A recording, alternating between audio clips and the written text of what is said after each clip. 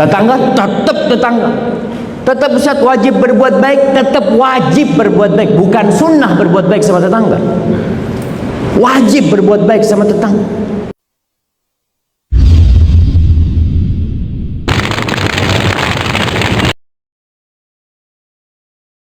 Assalamualaikum warahmatullahi wabarakatuh. Alhamdulillah.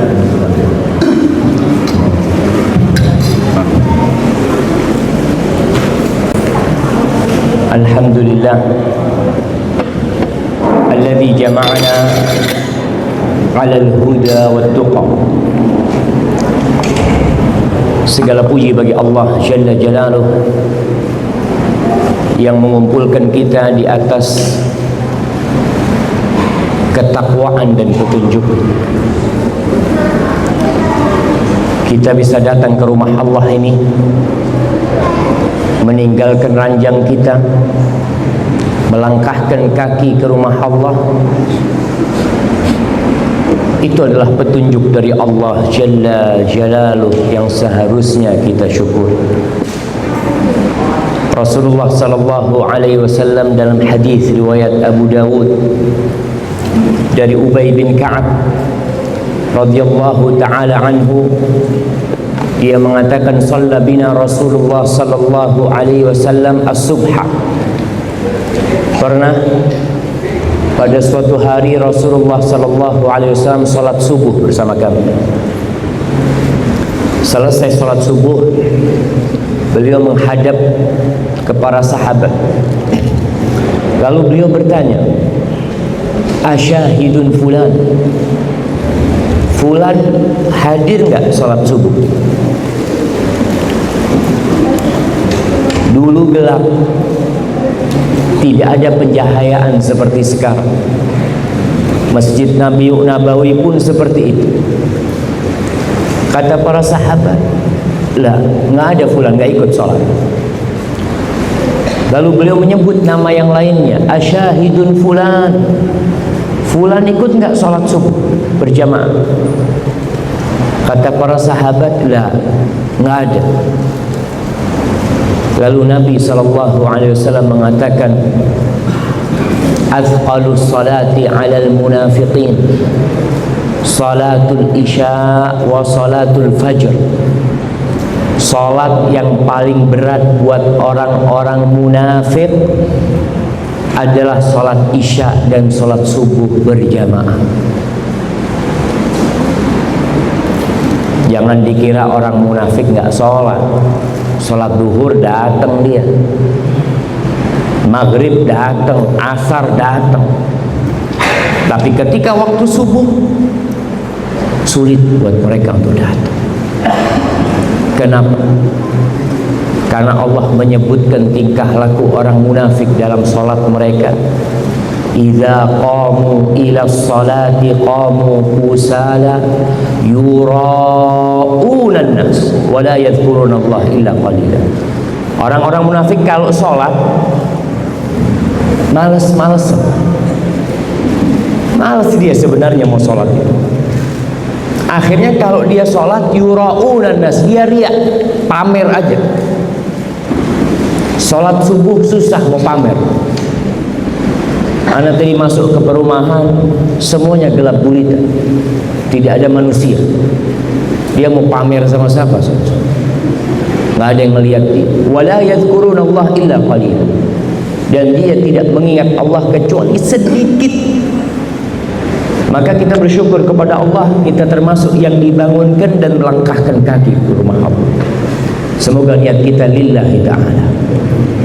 Allahumma salli wa sallim wa zid wa barik wa an'im ala sayyidina wa maulana wa qurrati a'yunina Muhammad wa ala alihi wa ashabihi ajma'in. Ya Allah, semoga salawatmu, salam, berkah dan nikmatmu senantiasa engkau curahkan untuk hamba kekasihmu, untuk baginda Nabi kita Muhammad sallallahu alaihi wasallam, dan untuk keluarga beliau, untuk istri-istri beliau, untuk putra-putri beliau dan untuk seluruh sahabat Nabi. Semoga Allah meridhai kita bersama mereka. Amma ba'd. Jamaah rahimakumullah. Di surah Al-Kahf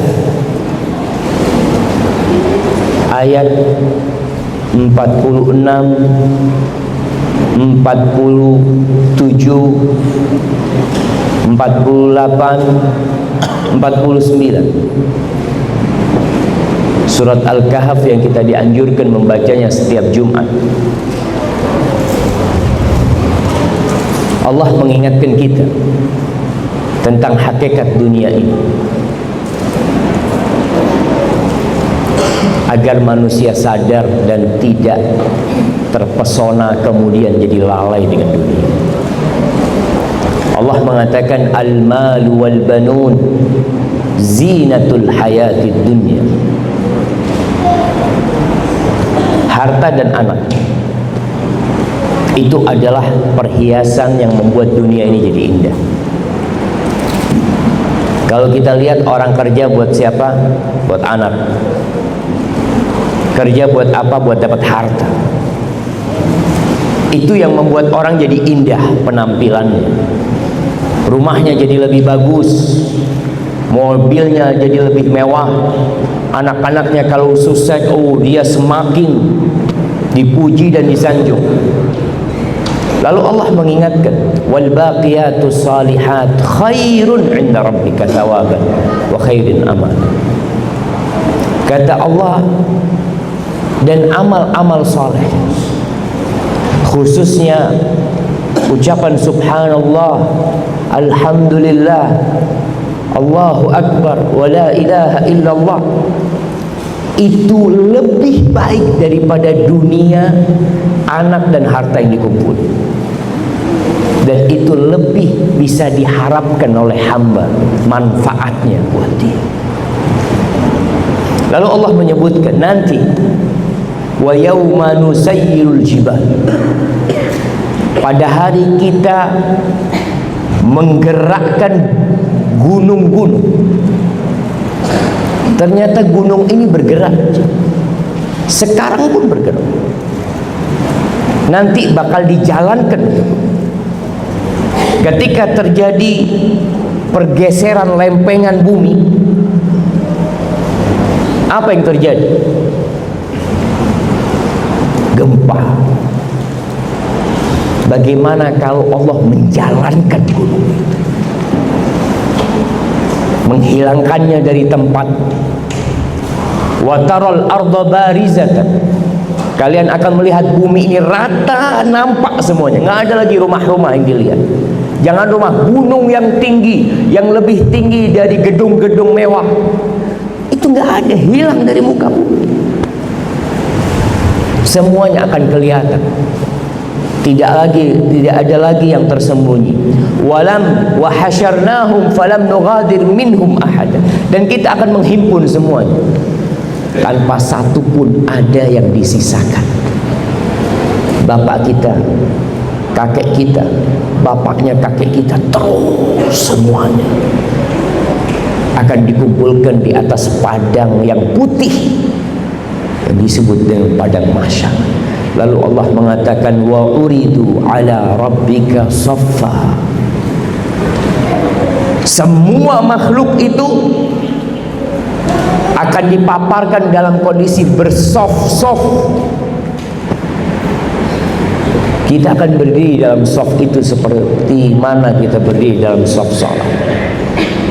Lalu Allah mengatakan, laqad ji'tumuna kama khalaqnakum awwala marrah. Kalian mendatangi kami nih sekarang sebagaimana kami menciptakan kalian pada awal penciptaan. Nggak punya harta, nggak ada anak yang dibawa, masing-masing semua. Kehidupan dunia kita bisa bangga dengan rumah kita, kita bisa bangga dengan kerjaan kita, kita bisa bangga dengan jabatan kita, bisa untuk bangga sekarang. Silahkan banggakan itu. Tapi kelak akan datang suatu hari seperti kalian awal diciptakan sama Allah. hari yang tidak berguna harta dan anak pada waktu itu. Bal za'antum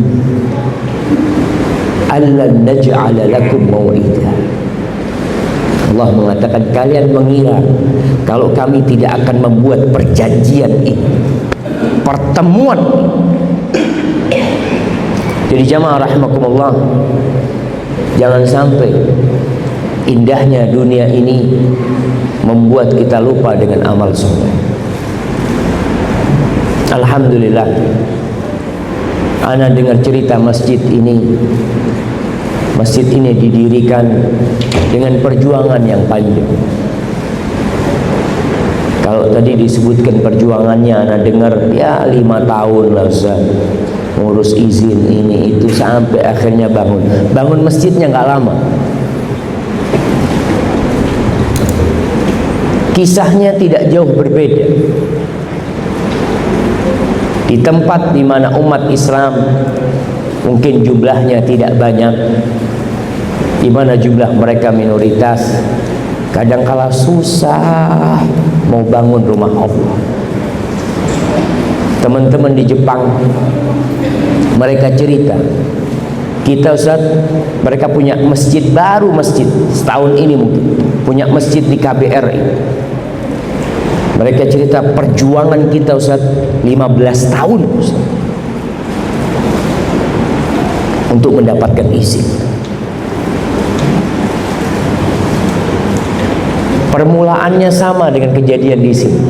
Mereka mulai dengan sholat subuh, di mana sholat subuhnya kita gunakan ruang makan. Kita ingin menunjukkan bahwa kita umat Islam ada. Kita ini ibadahnya sehari 5 kali. Panggilannya hayya ala shalah, hayya ala shalah, tidak seperti yang ada di agama lain yang mungkin hanya sepekan sekali. Mereka harus berkumpul di rumah Allah. Tapi akhirnya perjuangan itu membuahkan hasil. Dan masa berjuang 15 tahun Allah hitung sebagai amal kebajikan. Sebagaimana yang berjuang di sini 5 tahun, langkah-langkah kakinya, bensin yang dia keluarkan, waktu yang dia sisihkan untuk mengurus rumah Allah ini, dengan izin Allah akan didapati di timbangan amal kebajikan. Jamaah rahimakumullah. Terus kalau masjidnya udah jadi gimana? Karena dengar duitnya banyak yang keluar buat bangun masjid ini. Udah makmur masjidnya, DKM, Dewan Kemakmuran Masjid. Memakmurkan masjid itu bukan hanya fisiknya. Yang terpenting adalah memakmurkan isinya. Siapa yang memakmurkan masjid ini? Ya orang yang beriman. Karena Anda melihat ada orang-orang yang ngurus masjid nggak pernah ke masjid. Itu banyak. Di beberapa tempat Anda ngisi, Anda mau ketemu sama Dewan Kemakmuran Masjid yang tadi, oh nggak ada Ustaz, mereka datang kalau rapat saja. Jadi seakan-akan datangnya itu ke rumah Allah untuk rapat. Ini bukan untuk rapat. Hadza baitullah. Ini rumahnya Allah Jalla Jalaluhu. Rumahnya setiap orang yang bertakwa. Jadi mukmin di sini rumahnya. Orang yang bertakwa di sini rumahnya. Kata Rasul sallallahu alaihi wasallam, al-masjidu baitu kulli taqi. Masjid itu rumahnya setiap orang yang bertakwa. Jadi kalau bapak punya masalah di rumahnya, kadangkala tidak lepas rumah dari problematika. Ribut sama istrinya. Tidur di mana? Tidur di hotel. Kalau udah ribut tidur di hotel. Kalau nggak tidur di hotel, berangkat ke kafe, berangkat ke tempat-tempat yang tidak begitu. Kenapa? Lagi pening. Seharusnya kalau lagi ada masalah, berangkat ke mana? Ke rumah Allah. Masjidnya dibuka terus kan? Alhamdulillah. Ali bin Abi Thalib radhiyallahu ta'ala anhu pernah punya masalah sama istrinya. Istrinya itu putri Rasulullah SAW, Fatimah binti Muhammadin radhiyallahu ta'ala anha. Satu hari Nabi SAW datang ke rumahnya Fatimah, ya mungkin sebelum zuhur. Biasanya mereka itu tidur sebelum zuhur, qailulah.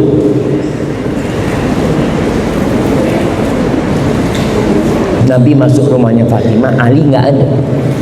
Maka dia heran. Beliau bertanya kepada putrinya, "Aina ibnu ammiki?" Di mana anak paman? Karena Ali ini menikah dengan anak sepupunya. Fatimah itu Rasulullah sepupunya Ali, menikah dengan anak sepupu.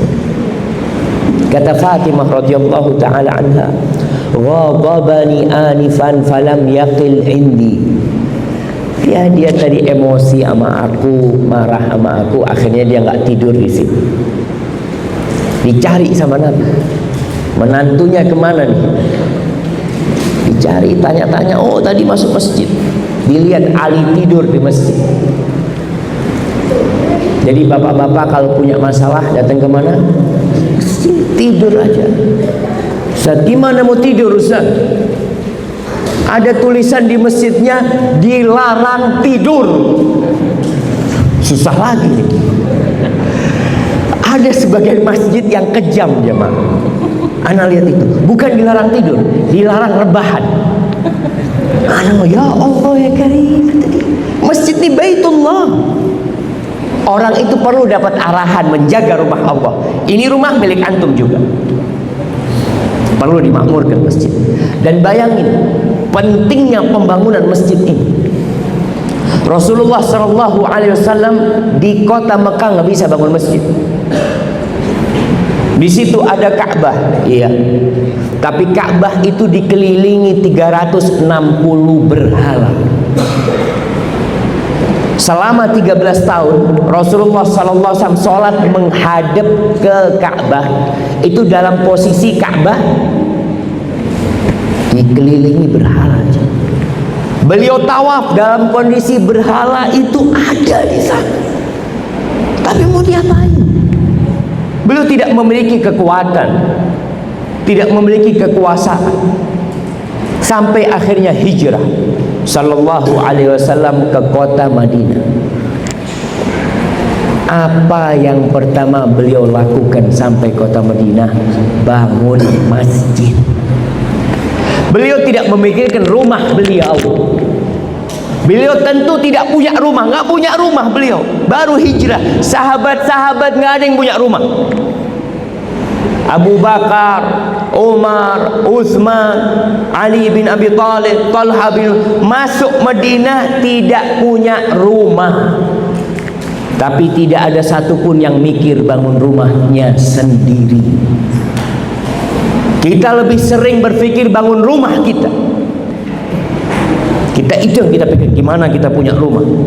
Rasulullah SAW awal masuk ke Kubah, beliau berpikir bangun rumah Allah dahulu. Beliau bermusyawarah dengan sahabatnya, bangun tuh masjid Kubah. Bangun masjid dulu nggak kayak sekarang ya Mak. Bangun masjid ini berapa tahun Pak Khalid? 1,5 tahun. Dulu bangun masjid seminggu jadi.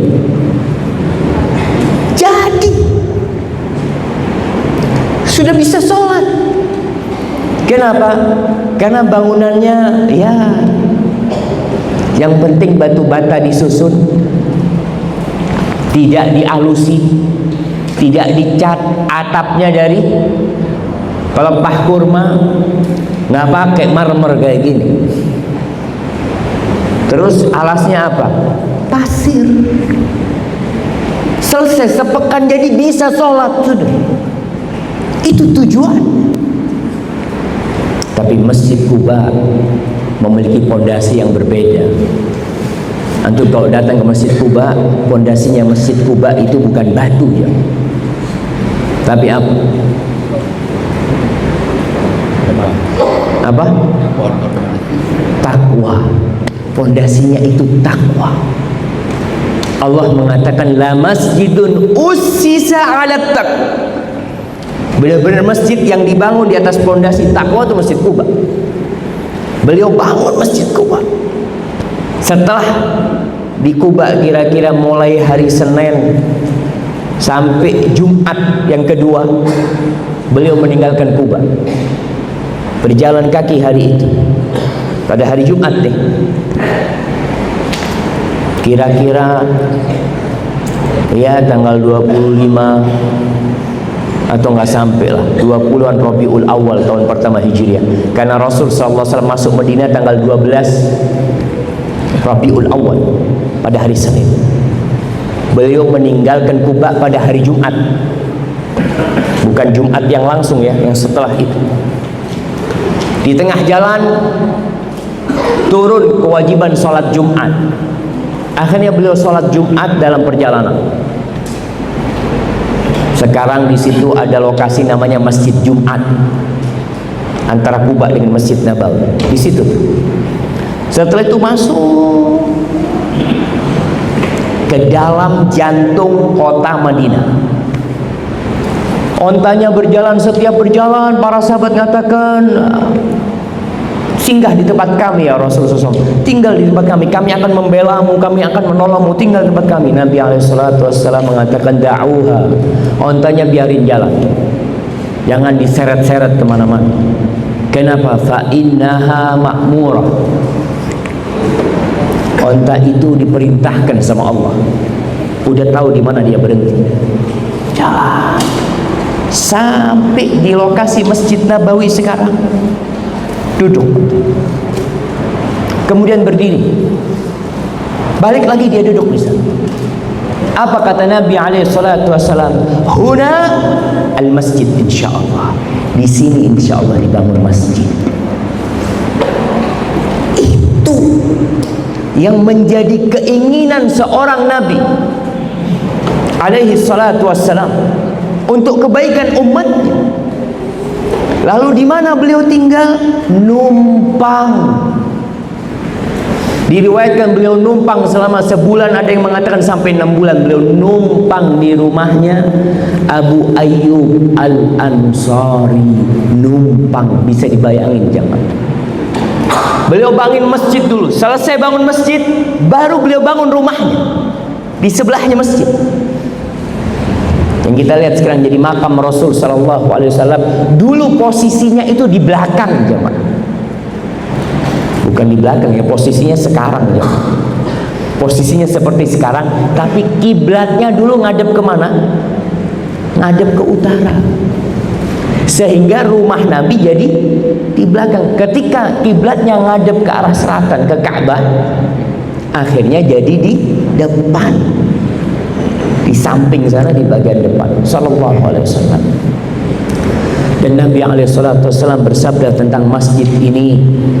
Apa kata beliau? Man bana lillahi masjidan banallahu lahu baitan fil jannah. Barang siapa yang membangun lillah, untuk Allah, masjid, Allah akan bangunkan bagi dia rumah di surga. Jadi yang perlu kita khawatirkan, kita punya rumah di dunia, nggak punya rumah setelah kita mati. Ini beban buat kita. Kita bangun masjid nggak lillahi ta'ala. Orang bangun masjid ingin namanya disebutkan, bahkan ingin masjidnya pakai nama dia. Boleh Ustaz masjid pakai nama dia, tafadhol. Yang penting lillahi ta'ala antum membangun. Kenapa harus pakai nama antum? Ya enggak Ustaz, ana kepingin setiap orang melihat mendoakan ana umpamanya, tanpa disebut nama antum. Akan banyak yang mendoakan antum ketika mereka masuk masjid. Nggak tahu siapa yang bangun masjid ini, siapa yang nyumbang karpet ini, nggak ada yang tahu. Tapi Allah tahu kalau antum yang nyumbang. Ustaz, ana nggak bisa bangun masjid full Ustaz, karena ana nggak mampu memang. Bisa nggak ana bangun sedikit tapi punya rumah di surga? Bisa. Dalam hadis lainnya Rasul sallallahu alaihi wasallam mengatakan, man bana lillahi masjidan walau kamafhasi qata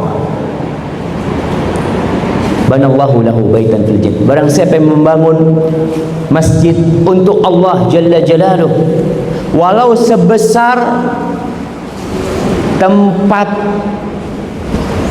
sarangnya burung dara pasir. Ada burung dara pasir itu qatah namanya. Seperti itu, mungkin hanya buat tempat sujud cukup. Allah akan bangunkan buat antum rumah di surga. Syaratnya apa? Lillahi ta'ala. Ustaz, ana wallahi duit gak punya Ustaz. Boleh gak nyumbang tenaga? Nyumbang tenaga. Ketika kosong datang ke masjid habis asar, apa yang bisa ana bantu di sini? Ngangkat batu bata, ngangkat batu bata. Bukan mengharapkan gaji, enggak. Anak kepingin nanti punya rumah di surga. Berarti semua bisa punya rumah di surga dengan membangun masjid. Tapi satu yang perlu dicamkan, lillahi ta'ala. Kalau tidak, kita akan menjadi koreknya api neraka. Dalam sebuah hadis Rasul sallallahu alaihi wasallam ketika menyebutkan 3 koreknya api neraka, salah satunya yang disebutkan Jawad, orang yang dermawan, kaya raya. Disebutkan dalam hadis itu Allah asbagha alaihi ni'amahu, Allah melimpahkan nikmat buat orang ini. Fa'utiya bih, lalu orang ini disidang. Fa'arrafahu alaihi ni'amahu fa'arafaha. Allah tunjukkan nikmat-nikmat yang Allah pernah berikan kepada orang ini. Orang ini ngaku, iya Allah, semua itu Engkau berikan kepada aku. Nikmat yang banyak Engkau berikan kepada aku. Lalu Allah bertanya kepada orang ini, madza amilta biha? Antum gunakan untuk apa rizki yang aku limpahkan kepadamu? Apa jawab orang ini? Ma min sabilin tuhibbu ayyun faqafi illa anfaqtu fihi lak. Ya Allah, tidak ada satupun jalan kebaikan yang Engkau suka harta itu diinfakkan di sana, melainkan aku sudah berinfak di sana lak, untukmu ya Allah. Lillahi ta'ala. Siapa yang nggak bisa ngomong lillahi ta'ala? Semua bisa berbicara lillahi ta'ala. Orang ini orang baik. Masjid-masjid dia bangun, mungkin bukan hanya satu masjid, karena ungkapan dia menjelaskan tidak ada satupun jalan kebaikan. Sekolah dia dirikan gratis, rumah janda-janda dia bangunkan, dia berangkatkan orang untuk umroh, dia berikan sodakoh kemana-mana, dan dia mengatakan itu aku berbuat semua itu lak, untukmu ya Allah. Lalu apa kata Allah? Kadzabta, bohong, dusta. Innama anfaqta liyuqala Jawad. Engkau selama ini berinfak, membantu semuanya itu hanya untuk mendapatkan sebutan dari orang-orang Jawad, orang baik. Fulan masya Allah, orang dermawan fulan.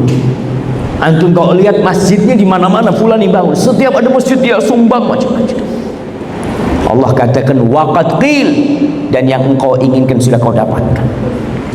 Orang-orang sudah menyebut-nyebutmu kalau engkau orang baik di dunia. Apa kemudian akan dapat pahala dari Allah? La. Fa umira bihi thumma suhiba ala wajhihi thumma turiha finnar.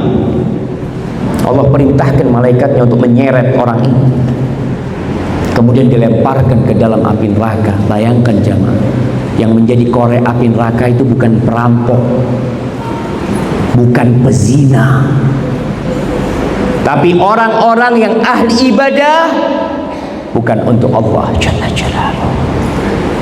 Dia melakukan itu untuk manusia. Allah murka sama orang ini karena dia ingin sebutan baik dengan beribadah kepada Allah. Kalau dia lupa sama Allah pencipta langit dan bumi. Allah mengatakan wa ma umiru illa liya'budullah mukhlisina lahuddin hunafa wa yuqimus shalah wa yu'tuz zakah. Mereka itu tidak diperintahkan kecuali untuk beribadah kepada Allah mukhlisina lahuddin, ikhlas, tulus, saya nggak minta apa-apa, saya bangun masjid, saya cuma ingin punya rumah di surga, nggak ada urusan. Maka hadirkan dalam hati kita, Ustaz gimana Ustaz? Ana dulu niatnya pamer, tobat. Dan kita setiap sodako antum harus duduk menghisap diri antum, tadi anak itu lillahi ta'ala apa enggak? Kelak jamaah pada hari kiamat ada orang-orang sodakohnya yang sedikit diterima, yang banyak tidak diterima. Kenapa? Kalau sedikit kita mau riak susah, malah kita malu mau riak. Nyumbang 2000 keluarnya gini, nggak ada. 2000 mesti ditutup-tutup ya. Kalau 100.000 Masya Allah, sampai mana-mana kotak amalnya malah yang sedikit yang diterima bisa jadi jemaah. Dan yang ikhlas lillahi ta'ala walaupun sedikit, Allah akan lipat gandakan menjadi besar seperti gunung nantinya.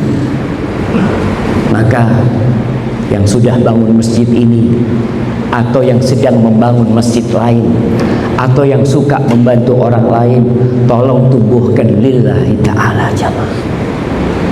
Kemudian kalau masjidnya udah jadi, udah makmur, ingat masjid ini adalah pusat kegiatan umat Islam. Sekarang ini banyak peran masjid yang diambil sama lembaga lain. Dulu masjid itu tempat rapat kenegaraan.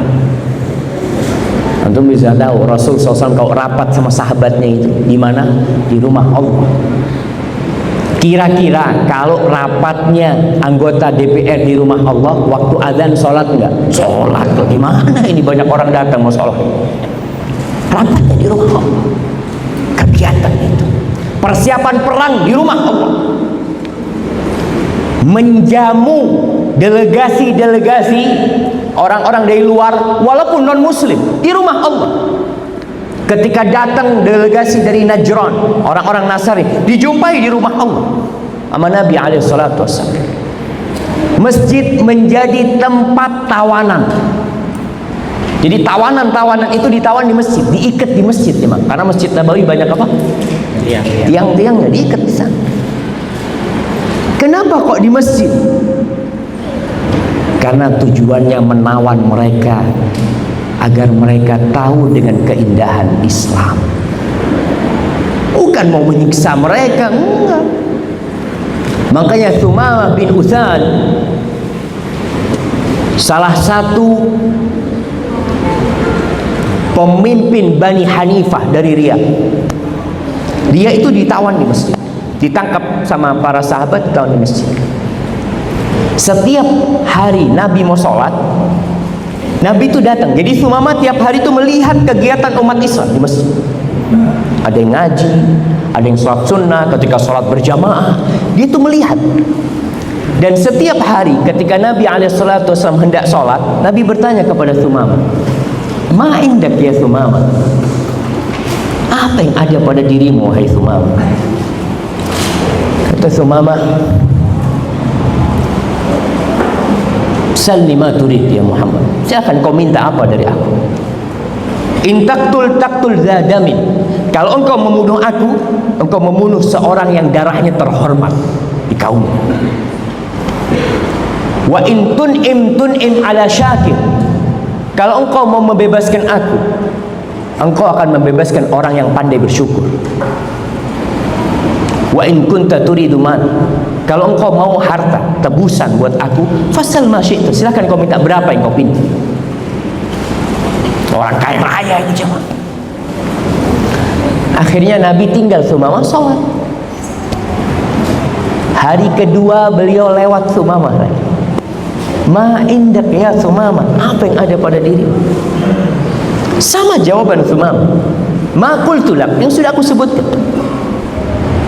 Kalau engkau membunuhku, engkau membunuh orang yang darahnya terhormat. Kalau engkau membebaskan aku, engkau membebaskan orang yang pandai bersyukur. Tapi kalau kau minta tebusan harta, sebut angkanya. Berapa kau minta? Nabi sholat, bukan dipukulin, disiksa, enggak. Besok hari ketiga sama jawaban.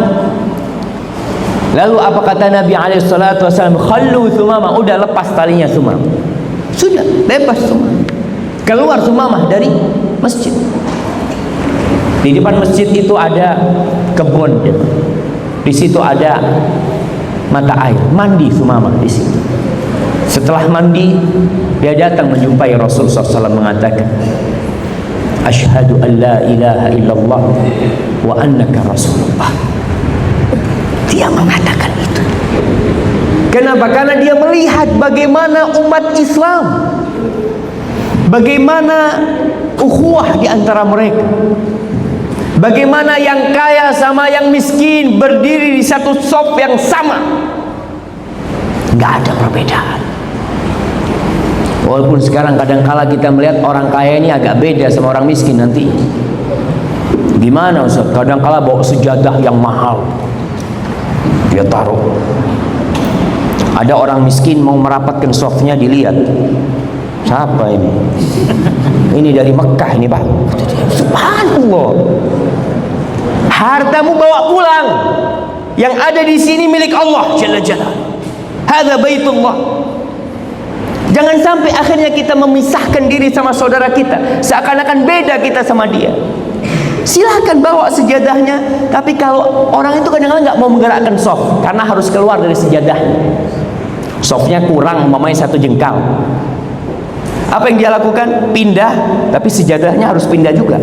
Tarik juga, jangan sampai ditempatin orang. La haula wala quwwata illa billah. Jemaah itu. Itu Sumamah melihat bagaimana orang paling kaya di Madinah bisa satu shaf sama Bilal bin Rabah yang nggak punya apa-apa.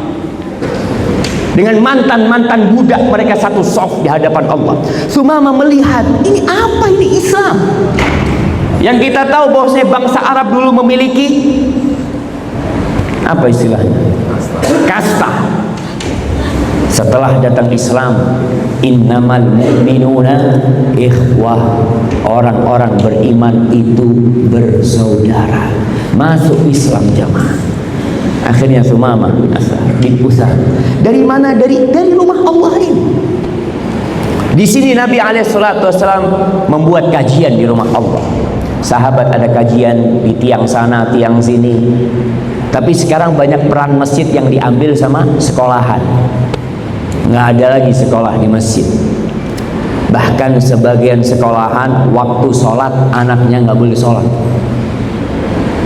Hilang sudah mulai peran rumah Allah. Maka kita perlu kembalikan rumah Allah kepada peran semampu kita. Jadi DKM Masjid Anak Harap melihat, membuka lembaran sejarah, dikaji bersama. Apa sih kegiatan masjid di masa Rasulullah SAW? Apa aja kegiatan? Kita hidupkan itu kembali. Ada iktikaf, nah iktikaf di masjid. Hidupkan iktikaf di masjid.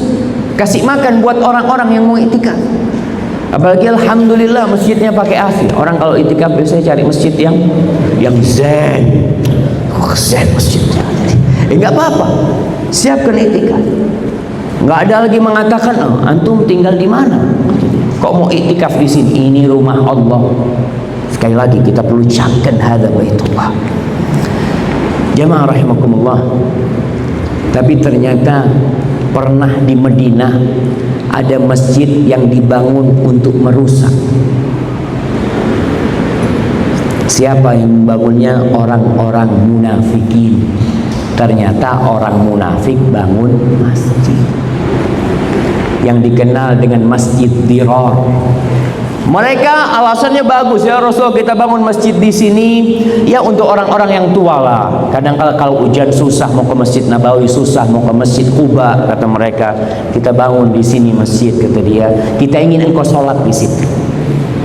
Ketika itu Nabi SAW dalam perjalanan mau perang, Nabi mengatakan, nanti kalau aku pulang aku sholat di sana. Ketika pulang dari perang, insya Allah perang Tabuk itu, Apa yang terjadi? Rasulullah sallallahu alaihi wasallam dapat wahyu kalau masjid itu masjid dirar untuk memecah belah umat. Lalu Nabi bukannya sholat di sana sallallahu alaihi wasallam, tapi masjid itu dibakar. Karena masjid yang merusak itu dengan wahyu dari Allah Jalla Jalaluhu. Maka kembali kepada niat, kita bangun masjid untuk apa? Barakallahu fikum. Makmurkan masjid, sholat berjamaah, tinggalkan rumah, masuk sini melihat AC, walaupun itu mungkin antum yang beli AC, ingat ini sudah milik Allah. Antum lihat karpet, mungkin antum yang menghamparkan karpet ini, antum yang beli, ingat ini sudah jadi milik Allah semuanya. Yang ada di sini adalah milik Allah. Antum nggak punya apa-apa. Antum nangis-nangis di sini minta sama Allah, silahkan. Tapi ingat, jaga ukhuwah di antara kita.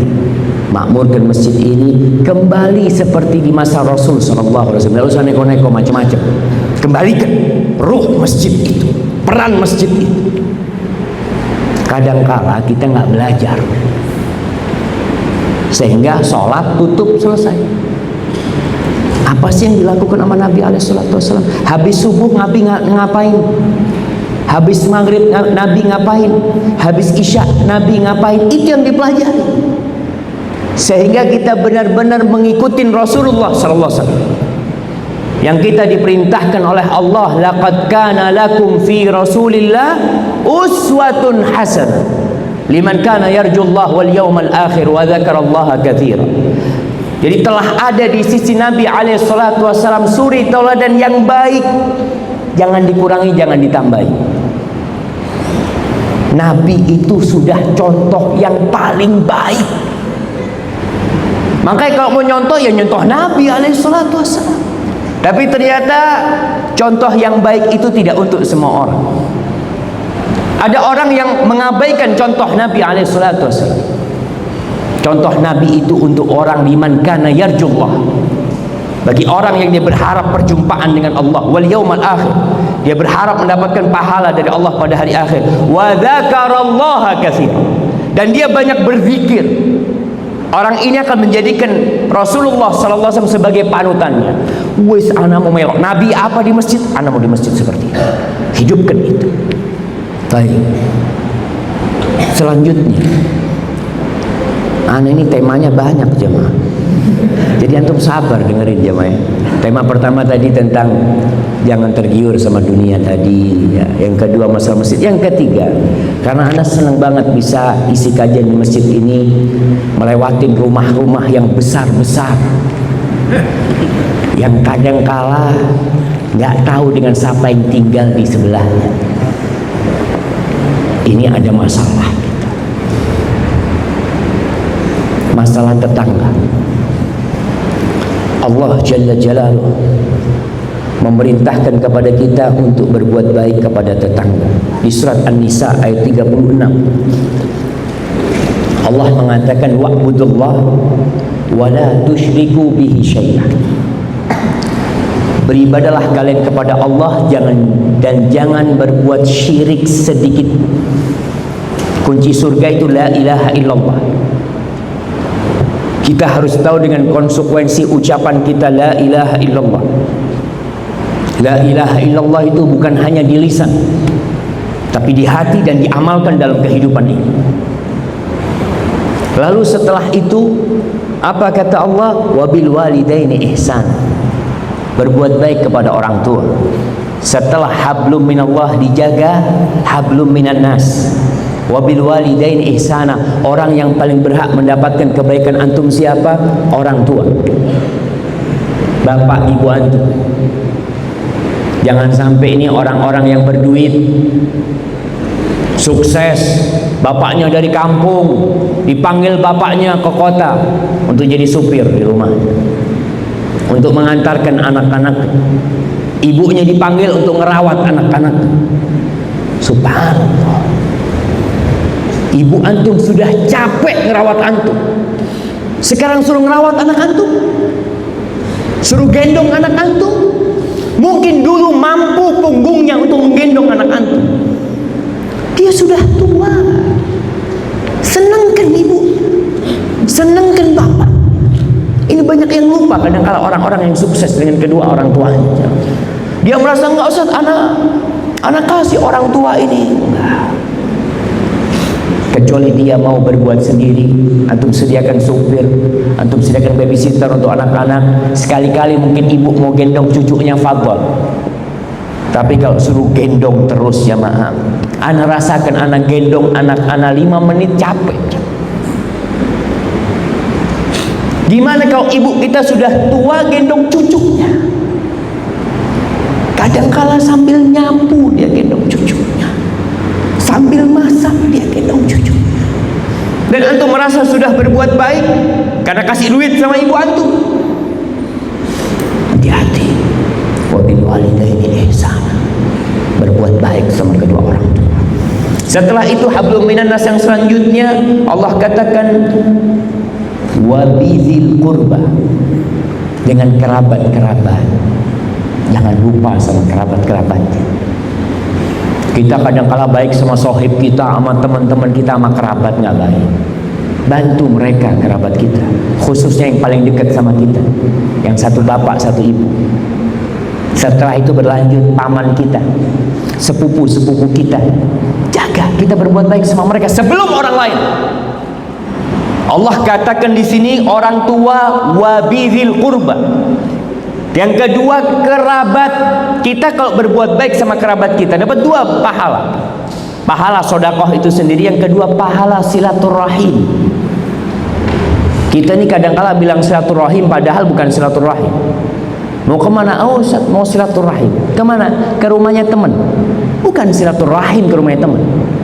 Itu ziarah namanya. Orang masa ziarah Ustaz, ziarah kuburan loh Ustaz. Kan memang ziarah. Silaturahim itu menyambung rahim yang ada hubungan kekerabatan. Itu silaturahim. Kalau teman-teman SMA namanya sohib, nanti disebutkan berbuat baik kepada sohib, ada juga. Tapi yang kedua adalah berbuat baik kepada kerabat kita, keponakan kita, paman kita, saudara-saudara bapak kita. Kita berbuat baik sama mereka. Mau sodakoh, mereka dulu dilihat. Ada nggak kerabatku yang butuh? Fulan butuh, kasihkan mereka. Kita kadang-kala enggak. Kalau berbuat baik sama kerabat itu, Masya Allah, dia masuk syurga. Kita sampai jam berapa? Insya Allah bentar lagi kan syuruk kan 10 menit kan, baru boleh sholat kita insya Allah. Insya Allah lama banget. Berhenti. Baik, kita nih kalau berbuat baik sama kerabat, ceritanya nggak panjang. Tapi kalau kita berbuat baik sama orang lain, cerita satu kampung jadi tahu. Kalau kita berbuat baik sama kerabat, insya Allah akan lebih ikhlas. Karena cuma dia sama kita yang tahu. Dan kita kadang-kala kurang ikhlas memang. Kadang-kala berbuat baik sama kerabat, dapat balasan yang nggak baik. Antum minta balasan dari kerabat apa dari Allah? Kalau kita berbuat baik sama kerabat, minta balasan budi dari dia, yang ada sakit hati antum. Karena manusia dia itu. Minta kebaikan dari Rabbul Alamin, yang kalau mau ngasih antum tinggal ngomong kun fayakun. Gak ada urusan, udah dibantu, ana udah bantuin dia Ustaz, tapi nggak tahu diri dia itu. Ana pas butuh bantuan dia malah lupa sama ana. Antum berarti pamrih antum. Jangan kasih, lupakan. Minta sama Allah. Wabidil qurba. Yang ketiga, wal yatama, orang-orang yatim, anak-anak yatim. Yang keempat, wal masakin, baru yang miskin-miskin. Kenapa? Orang anak yatim ini jemaah, anak yatim ini tidak harus miskin jemaah. Anak yatim itu artinya yang ditinggal mati bapaknya belum balik, itu anak yatim. Bisa jadi dia kaya raya. Kalau kaya raya, kita biasanya ingin sama hartanya. Hati-hati berbuat baik sama dia. Berbuat baik dengan merawat dia, membesarkan dia, memberikan perhatian. Yang keempat, orang miskin. Kemudian yang kelima, wal jari dzil qurba, tetangga. Tetangga yang ada hubungan kerabat. Jadi tetangga kerabat kita juga. Kemudian wal jaril junubi, lalu tetangga jauh, nggak ada hubungan kerabat. Enggak Ustaz, nggak ada apa-apa. Kalau kita lihat tetangga bapak-bapak yang tinggal di sini, ada yang muslim, ada yang non muslim. Tetangga tetap tetangga. Tetap Ustaz wajib berbuat baik, tetap wajib berbuat baik, bukan sunnah berbuat baik sama tetangga. Wajib berbuat baik sama tetangga. Kemudian wasahib bil jam, baru berbuat baik sama sahib, sama teman. Ini yang kita kadang-kala lupa, berbuat baik. Nah, kita akan bicara tentang berbuat baik sama tetangga. Rasulullah sallallahu alaihi wasallam bersabda tentang kewajiban berbuat baik kepada tetangga. Beliau mengatakan, mazala Jibril yusini bil jar hatta dhanantu annahu sayuwarrithu. Jibril itu terus-terusan ngasih wasiat kepada aku agar aku berbuat baik kepada tetangga. Ana mau dikasih tulisan jemaah. Ya, insyaallah. Masa 5 menit lagi jemaah. Tayo 5 menit lagi jemaah. Masya Allah. Kayaknya protes dia jemaah. Dibilang 5 menit, ana suruh minum dulu sama dia.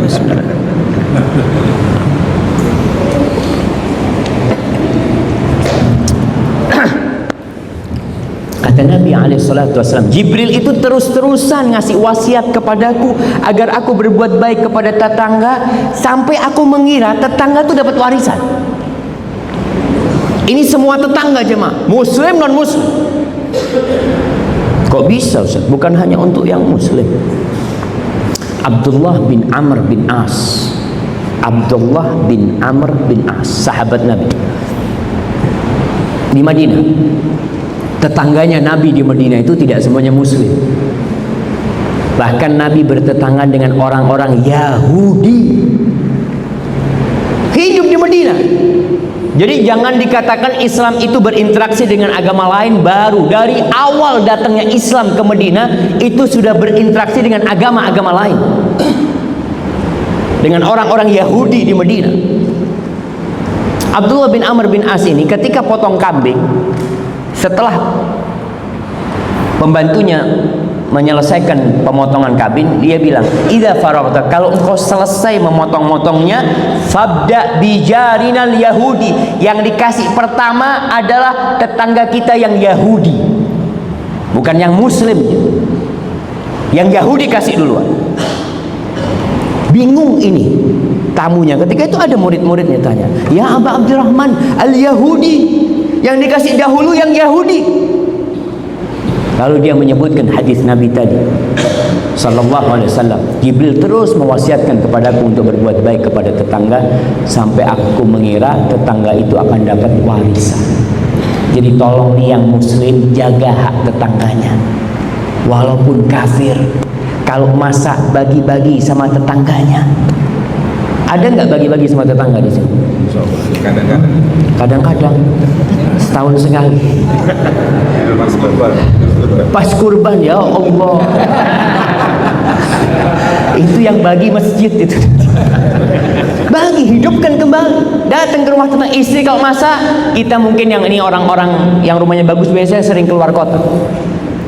Kalau keluar kota beli oleh-oleh, bagikan ke tetangganya.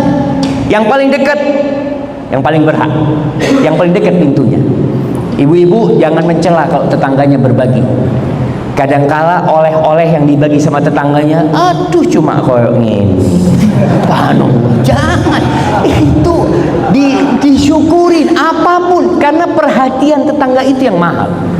Maka dengan cara seperti ini tunjukkan indahnya Islam. Dan kita berkumpul dengan orang-orang non-muslim. Salah satu yang perlu kita lakukan, bagaimana orang-orang itu tahu Islam itu indah dan mengajak kepada keindahan. Ajak mereka kepada Allah Jalla Jalla.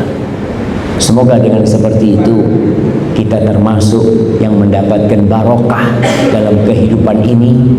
Akan banyak orang-orang yang akhirnya masuk Islam, yang mereka ternyata orang Islam itu bagus ya, seperti itu. Kita yang bertanggung jawab. Hadza wallahu a'lam bishawab. Itu yang bisa kita kaji pada kesempatan kali ini. Apabila benar itu dari Allah Jalla Jalaluhu, kalau ada yang salah dan kurang berkenan dari diri anak pribadi,